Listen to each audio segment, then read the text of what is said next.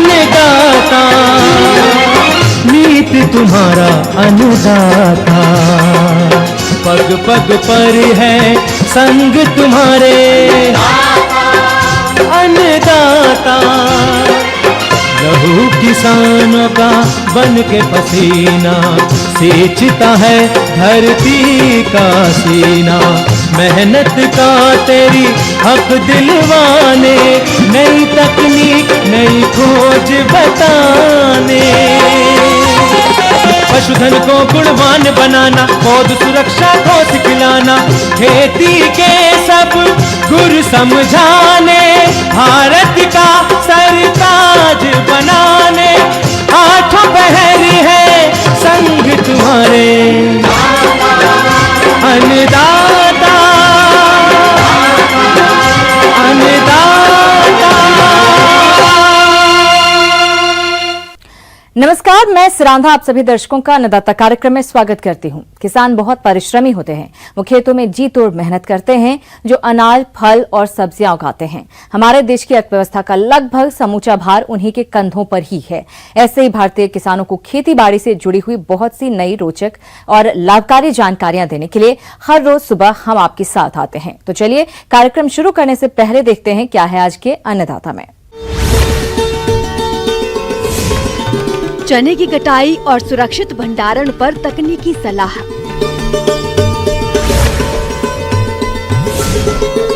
अधिक उत्पादन हेतु खरबूजा की वैज्ञानिक तकनीक से खेती।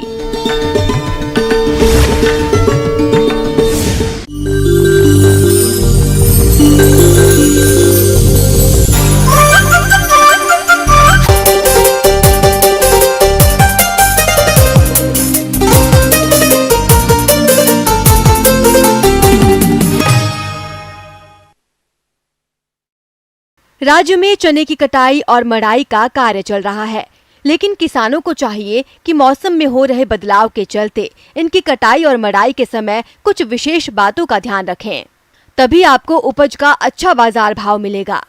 तो चने की कटाई और भंडारण किस तरह से करें, आइए जानते हैं कृषि विज्ञान केंद्र गोनेडा के डॉक्टर राम प्रताप यादव से।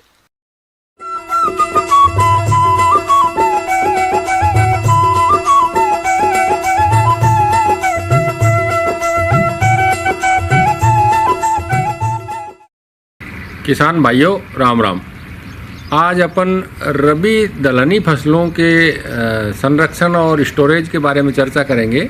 तो इस समय रबी की दलहनी फसल अपने मुख्यतः चना है, जो कि जो कटाई के लिए एकदम तैयार खड़ा है। और जैसे ही थोड़ा पीला पड़ जाए उस समय इसकी कटाई कर करके और छोटी छोटी ढेरी बना दें। अक्सर देखने में आता है कि किसान भाई कड़ी मेहनत करके फसलें उगाते हैं, पर जब समय आता है फसल कटाई का तो जल्दबाजी कर देते हैं, जिसके कारण उनको उत्पाद का अच्छा लाभ नहीं मिल पाता। यदि किसान थोड़ा सा जागरूक रहे और फसल की परिपक्वता का सही पहचान करके कटाई करे तो अधिक लाभ मिलेगा। चने की पकी हुई फसल की पहचान। जब पत्तियां और फलियां पीली और भूरे रंग की हो जाएं और पत्तियां गिरने लगे और दाने सख्त हो जाएं, तो फसल की कटाई कर लेनी चाहिए। फसल की कटाई तेज धारदार हंसिया या दराती से सावधानी पूर्वक करनी चाहिए। किसान भाइयों, चने की फसल सूखने के बाद ही थ्रेसिंग करवाना चाहिए। थ्रेसिंग करते समय ध्यान रखना चाहिए कि थ्रेसर की जाली फसल के अनुसार लगी हो, ताकि दाने टूटे ना और थ्रेसर सही तरीके से काम करता रहे। इसकी कटाई कर करके और छोटी छोटी ढेरी बना दें। उन ढेरियों को 6 से 7 दिन तक खेत में सूखने दें। उसके बाद जो है थ्रेसिंग फ्लोर पर इकट्ठा कर करके और तुरंत फिर भी उसकी कढ़ाई थ्रेसिंग ना करें। उसके बाद भी 10-5 दिन तक मौसम अगर ख़राब नहीं हो तो उसको जो है आपको थ्रेसिंग फ्लोर पर सूखने दें। उसके बाद जो थ्रेसिंग करवा करके और फिर पुनः उसको 3 से 4 दिन तक धूप लगा करके उसमें नमी की मात्रा 9 से 10% के बीच रह जाए। ग्रेडिंग। किसान भाइयों, आपको चने का बाजार में अच्छा मूल्य मिले, इसके लिए थ्रेसिंग के बाद और भंडारण के पहले चने का श्रेणीकरण अवश्य करें। श्रेणीकरण में पहले कटे टूटे दानों और कंकड़ पत्थर इत्यादि को निकाल दें। इसके बाद दानों की सफाई करें। फिर ग्रेडिंग करना शुरू करें, जिसमें चने के बड़े दानों को प्रथम श्रेणी में रखें, मध्यम आकार के दानों को दूसरी श्रेणी में रखें और छोटे आकार को तीसरी श्रेणी में रखते हुए ग्रेडिंग करें। भंडारण के लिए आपको उनको जो है साफ कट्टे, जिनको या तो नया बारदाना खरीदा जाए या पुराना है तो उसको MP डस्ट, क्यूनाल फास्ट डस्ट या किसी भी तरह की जो है इंसेक्टिसाइड है उससे ट्रीट करें, ताकि उस कट्टे के अंदर, उस बारदाने के अंदर पहले से कोई कीड़ा नहीं रहे। उसके बाद अपन जहाँ अपने स्टोरेज के अंदर उनको ले जाएंगे, गोदाम में ले जाएंगे, वहाँ भी क्या करें, एक दिन पहले सफाई कर करके और MP डस्ट चारों कोनों के ऊपर डाल करके उसको वापस साफ करके वहाँ इसको रखा जाए, ताकि नमी की मात्रा कम होने से और प्लस पहले से ही जो है किसी तरह का कीड़ा नहीं रहने से हमारी जो फसल है वो सुरक्षित भंडारित हो सकती है। इसके साथ ही किसान भाई ध्यान रखें कि नीम की पत्ती 2-3 दिन पहले तोड़ करके उनको सुखा लें। गीले नीम की पत्ती कभी अनाज में नहीं डालें, 2-3 दिन पहले सुखा करके। और 1 कुंटल जो है नीम चने के लिए आपको 100 ग्राम नीम की पत्ती के हिसाब से आप उसी हिसाब से मल्टीप्लाई करके और अपने फसल के भंडारण के टाइम अनाज के बीच में रख सकते हैं। इससे क्या है कि बहुत सारे जो कीड़े हैं वो आपकी फसल में नहीं आएंगे। चने का भंडार गृह में भंडारित करते समय फर्श में कहीं पर भी दरारें नहीं हों और यदि दरारें हैं तो उन्हें सीमेंट से भर देना चाहिए। दीवारों में दरारें, पपड़ी आदि नहीं होनी चाहिए। भंडारण के 10 दिन पूर्व कमरे में 0.5% मेलाथियन का घोल बनाकर छिड़काव करना चाहिए और गोदाम को अच्छी तरह सूखने देना चाहिए। इसके बाद अनाज से भरे बोरों को फर्श पर सीधे ना रखें। पहले कोई लकड़ी के फट्टे इस प्रकार रखें कि थोड़ी लकड़ी बाहर की तरफ निकली रहे और बोरों को दीवार से 1 से 1.5 फीट दूर रखें। नमी का विशेष ध्यान रखा जाए। 9 से 10% की नमी हो तभी हम उसका भंडारण करें। चाहे एक बार अस्थायी रूप से हम उसको कहीं भी रख लें और फिर अच्छी धूप निकले तब उसमें नमी की मात्रा कम कर दें, सुखा करके, और इस तरह से भंडारण करेंगे तो हमारी फसल सुरक्षित रहेगी। और इसके बाद भी अगर हम चाहें तो कुछ किसान भाइयों के जैसे सीमित मात्रा में पैदावार होती है वो टंकी में भरते हैं या किसी तरह के बर्तन में भर के रखते हैं। उसमें किसान भाई चाहें तो बालू मिट्टी 25% बालू मिट्टी या राख जो है इनको डाल करके और फिर भी भंडारण कर सकते हैं। बालू मिट्टी और राख किसी तरह का जहर नहीं है, पर ये क्या करता है कि जितने भी कीड़े होते हैं जो दलहनी फसलों में लगते हैं उन कीड़ों को आगे पनपने नहीं देती है। तो इस तरह से किसान भाई अपने जो है रबी की जो दलहनी वाली फसलें हैं उनको सुरक्षित भंडारित कर करके और अपनी फसल को आने वाले समय तक, आने वाले सीजन तक सुरक्षित रख सकता है। किसी तरह का कीड़ा नहीं लगेगा और इस तरह से भंडारित करेंगे तो हमारी फसल सुरक्षित रहेगी। और आने वाले समय में फिर घर पे काम लें चाहे मंडी ले जाएं, हमारे उसके फसल के भाव जो है वो अच्छे मिलेंगे। धन्यवाद। किसान भाइयों, अभी तक आपने खेती से जुड़ी हुई कुछ उपयोगी जानकारियां देखी। अब लेते हैं एक छोटा सा ब्रेक, जल्द लौटेंगे। कार्यक्रम में और भी है खेतीबाड़ी से जुड़ी हुई महत्वपूर्ण जानकारियां। आप बने रहिए हमारे साथ।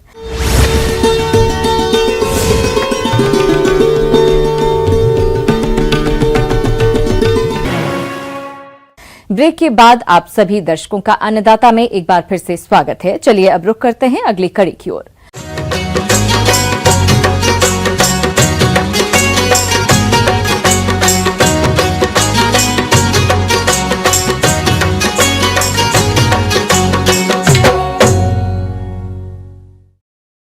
हमारे प्रदेश के जो किसान खरबूजे की खेती करना चाहते हैं वे किसान खरबूजे की अधिक उपज देने वाली उन्नत किस्मों का चयन कर बुआई कर सकते हैं। तो आप खरबूजे की वैज्ञानिक तकनीक से बुआई कैसे करें, आइए जानते हैं विषय विशेषज्ञ गुरप्रीत सिंह गांधी से।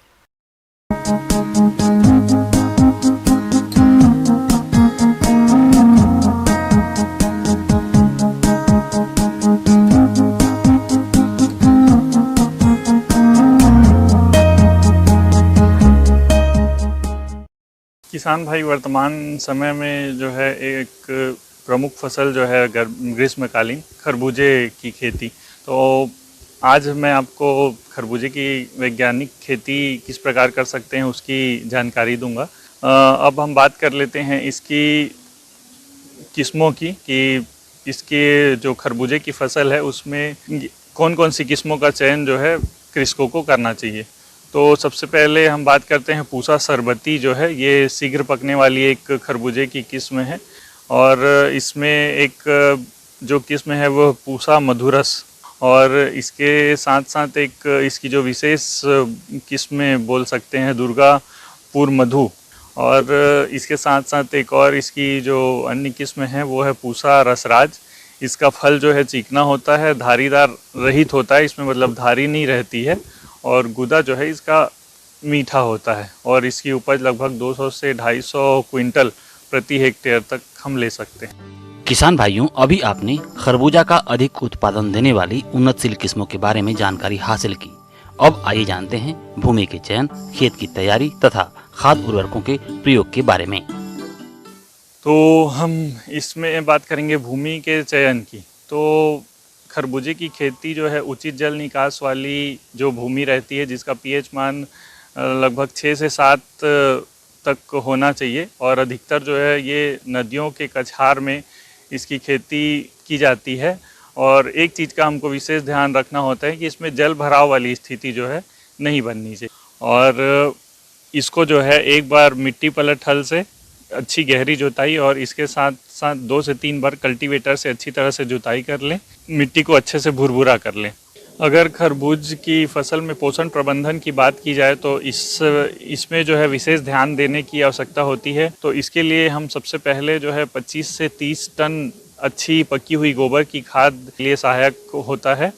और हम बात करें अगर रासायनिक खाद की, तो नाइट्रोजन, फास्फोरस, पोटास की इसमें मात्रा जो है 80, 60 और 60, मतलब 80 किलो नाइट्रोजन और फास्फोरस 50 किलो और पोटास जो है 50 किलो की मात्रा इसमें देनी चाहिए। तो बेसल डोज में आप इसको नाइट्रोजन 25 से 30 किलो और फास्फोरस और पोटास की पूरी मात्रा जो है आप बेसल डोज के रूप में डाल सकते हैं, और बाकी जो नाइट्रोजन की मात्रा बचती है तो उसको आप 2 भागों में बांटकर आप उसको भी दे सकते हैं। किसान भाइयों, खरबूजा की फसल से आपको अच्छा उत्पादन मिले, इसके लिए आप बीज की उचित मात्रा और बीजोपचार करते हुए वैज्ञानिक विधि से बुआई कैसे करें, इसकी जानकारी कुछ इस प्रकार से है। इसके बाद हम किसान भाइयों बात कर लेते हैं खरबूजे की बुआई के पूर्व जो है हमको क्या क्या सावधानी रखनी चाहिए या क्या क्या क्रियाएं करनी चाहिए। तो खरबूजे को जो है दिसंबर से मार्च तक बोया जा सकता है, और बीज दर जो है इसके लिए 4 से 6 किलोग्राम बीज की आवश्यकता पड़ती है प्रति हेक्टेयर की दर से। तो इसके लिए सबसे महत्वपूर्ण है बीजोपचार। तो खरबूजे की फसल के जब हम बीज बोते हैं इसके लिए, तो बीजों को थायरम से जो है 2 ग्राम प्रति किलोग्राम बीज की दर से हमको अच्छी तरीके से बीज उपचार कर लेना चाहिए, जिससे फफूंद जनित होने वाले रोगों से इसका बचाव किया जा सकता है। तो बीज को 24 से 36 घंटे तक पानी में भिगोकर मतलब रखने के बाद जो है बुआई अगर हम करेंगे तो इससे बीजों का अंकुरण अच्छा होता है और फसल जो है 7 से 10 दिन पहले आ जाती है। इसके बाद हम बात कर लेते हैं किसान भाइयों बीज को मतलब बोने की विधि की।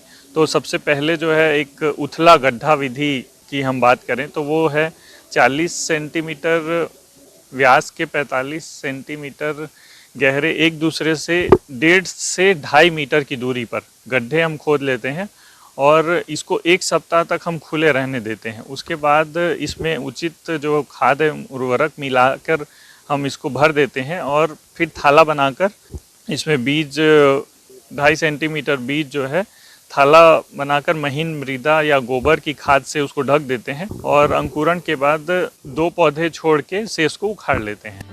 किसान भाइयों, खरबूजा की फसल का उचित विकास हो और इससे आने वाले समय में अधिक उपज लेने के लिए फसल को खरपतवारों से मुक्त रखते हुए सिंचाई किस तरह से करनी है, आइए जान लेते हैं।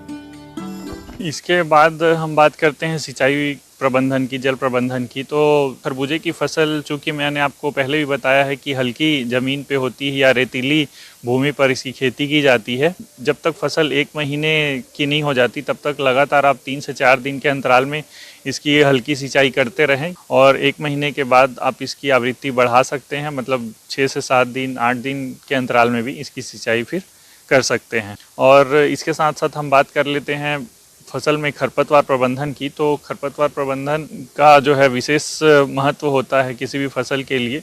तो किसान भाई मैं आपको बता देना चाहता हूँ कि आप लगातार इसकी निंदाई गोड़ाई करते रहें, क्योंकि सिंचाई की आवश्यकता इसमें अधिक होती है तो खरपतवार भी अधिक उत्पन्न हो जाते हैं। तो इसका आप विशेष ध्यान रखें और लगातार निंदाई गोड़ाई करते रहें। तो किसान भाइयों, ये थी मेरे द्वारा बताई गई खरबूजे की खेती की कुछ विशेष बातें, जिनका आप ध्यान रख के आप खरबूजे की फसल का अधिक से अधिक उत्पादन ले सकते हैं। आगे और भी ये खेती बाड़ी से जुड़ी हुई बहुत सी रोचक जानकारियां, लेकिन यहाँ पर रुकेंगे, एक और ब्रेक के लिए जल्द हाजिर होते हैं।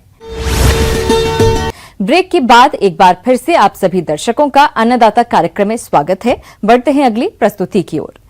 प्रदेश में नींबू की बागवानी बड़े पैमाने पर की जाती है। इसके फलों की बाजार में मांग वर्ष भर रहती है, जिससे किसान को अच्छा लाभ मिल जाता है। लेकिन कभी कभी नींबू की बम्पर पैदावार एक साथ हो जाती है। ऐसे में नींबू के फलों को कम दाम पर बेचना पड़ता है। तो इस समस्या से बचने का सबसे अच्छा उपाय है कि नींबू के सह उत्पाद बनाकर बेचें और अच्छा मुनाफा कमाएं। तो नींबू के कौन कौन से उत्पाद बनाएं, इस बारे में बता रही हैं डॉक्टर रुपिंदर कौर। हमारे जो एरिया में नींबू काफ़ी मात्रा में होता है और नींबू जब बाजार में नहीं पहुंचता तो उस समय हम उसका कुछ मूल्य संवर्धित उत्पाद बनाकर उसको खराब होने से बचा सकते हैं। प्रदेश में फलों की बागवानी बहुत से किसान करते हैं, जिसमें बात करें नींबू की तो इसका अधिक उपयोग किया जाता है। इसमें विटामिन सी अधिक मात्रा में पाए जाने के साथ इसमें कई तरह के औषधीय गुण भी पाए जाते हैं, जिससे इसकी बाजार में अधिक मांग रहती है, जिससे इसकी बागवानी करने वाले किसानों को अधिक लाभ मिलता है। लेकिन कभी कभी नींबू की अधिक पैदावार होने पर बाजार में आवक एक साथ अधिक हो जाती है। ऐसे में नींबू उत्पादक को कम मूल्यों पर ही नींबू बेचना पड़ता है, जिससे कम लाभ मिलता है, या फिर अधिक उपज होने के बाद गांव से मंडी में किसी कारण नहीं जा पाता है तो फल खराब हो जाते हैं। इन सभी पहलुओं को ध्यान में रखते हुए जरूरी हो जाता है कि किसान अपने घर पर नींबू का सह उत्पाद बनाकर बेचे तो अधिक मुनाफा कमा सकेंगे, जिसके हम नींबू का अचार घर पर बना सकते हैं। बनाना बहुत आसान है, आज मैं उसकी विधि आपको बताती हूँ। देखिए, 1 किलो नींबू का अचार बनाने के लिए आप पहले नींबू को तोलकर उसको अच्छे से धोकर साफ कर लें और धूप में घंटे 2 घंटे के लिए उसको सुखा दें। सूखने के बाद आप अपनी इच्छा अनुसार उसको आकार में काट लें और काटने के बाद 1 किलो नींबू के हिसाब से आपको 100 ग्राम सादा नमक जो हम सब्जी में डालते हैं और 30-30 ग्राम आपको सेंधा नमक, लाल नमक और काला नमक लेना है। इन चारों नमक को नींबू में मिलाकर एक डिब्बे में भरकर आप 7 दिन के लिए धूप में रख दें। आज के समय में नींबू के कई सह उत्पाद बनाए जा रहे हैं, जैसे शरबत। गर्मियों में नींबू पानी से शरीर को ठंडा रखने के साथ ही उसे तरोताजा रखने में मदद मिलती है। नींबू का खट्टा मीठा अचार औषधियाँ बनाने और सौंदर्य प्रसाधन में उपयोग हो रहा है। तो चलिए जानते हैं नींबू के अचार बनाने की आसान विधि के बारे में विस्तार से। 7 दिन बाद आप कुछ मसाले तैयार करें, जिसमें जैसे 1 चम्मच अजवाइन, 2 चम्मच सौंफ, 1 चम्मच मेथी दाना, 1 चम्मच पिसी हुई काली मिर्च, आधा चम्मच लाल मिर्च और 2.5 कप चीनी। आप मसालों को तवे पर सेक के दरदरा पीस लें और उसके बाद चीनी और मसाले सब आप नींबू के जो मिश्रण हमने नमक में तैयार किया उसमें मिला दें और फिर 2-3 दिन तक आप उसको धूप में रखें। उसके बाद ये आपका अचार खाने लायक हो जाएगा, जो कि बहुत ही स्वादिष्ट भी बनेगा और लगभग 1.5 साल तक ये अचार आपका खराब नहीं होएगा। जिसको बनाने की विधि भी आसान है और खट्टा मीठा ये नींबू का अचार आसानी से तैयार हो जाएगा। इस तरीके से हम इस अचार को तैयार कर सकते हैं। अन्नदाता हेल्पलाइन निःशुल्क फोन संपर्क सेवा के माध्यम से आपके द्वारा पूछे गए प्रश्नों में से 1 या 2 महत्वपूर्ण प्रश्न को हम अपने कार्यक्रम में शामिल करते हैं। इसी के तहत आज का चयनित प्रश्न और उसका जवाब इस प्रकार है। आज की अन्नदाता हेल्पलाइन में हमने जिस प्रश्न को शामिल किया है उसे पूछा है गांव रजवा, जिला जोधपुर के सुरेश कुमार ने। आपने फसलों में केंद्रीय धुरी सिंचाई प्रणाली के बारे में जानकारी चाहिए है, तो इसके लिए देखिए कार्यक्रम का यहाँ अंश। राज्य में पानी की कमी के चलते किसान ड्रिप, फव्वारा सिस्टम के अलावा रेन गन से सिंचाई करते हैं, जो कि किसानों के बीच काफी लोकप्रिय हो गई है। लेकिन आज हम बड़े किसानों के लिए सेंट्रल पिवोट इरिगेशन सिस्टम के बारे में जानकारी लाए हैं, जो कि किसानों के लिए बहुत उपयोगी है। सेंट्रल पिवोट सिस्टम या केंद्रीय धुरी सिंचाई पद्धति सूक्ष्म सिंचाई पद्धति का एक नवीनतम और उन्नत तकनीक है। सेंट्रल पिवोट इरिगेशन सिस्टम यह सिंचाई का आधुनिक तरीका है, लेकिन यह सिस्टम बड़े क्षेत्रफल वाले किसानों के लिए उपयोगी है और इस सिस्टम के जरिए बड़े एरिया में कम समय में आसानी से सिंचाई कर सकते हैं। सेंट्रल पिवोट सिस्टम के माध्यम से रबी और खरीफ के अंदर विभिन्न फसलों के अंदर सिंचाई की जाती है और जो किसान जो हैं, जो बड़े किसान हैं जिनके पास बड़ा भूभाग है, वो इस सिंचाई पद्धति का उपयोग अपने खेतों में भी करके न केवल पानी की बचत कर सकते हैं, इसके अलावा फसलों को जो क्रांतिक अवस्थाएं हैं उसमें सही मात्रा में फसल की जल मांग के अनुसार सिंचाई कर सकते हैं। उससे उत्पादन के अंदर न केवल लगभग 15 से 20% की वृद्धि संभव है, इसके अलावा जो किसान बीजों उत्पादन का कार्य करते हैं वो किसान अच्छी गुणवत्ता का बीज भी समय पर जल मांग के अनुसार पानी की आपूर्ति करके और सही समय पर जल मांग की पूर्ति के अनुसार उत्पादन को बढ़ा सकते हैं।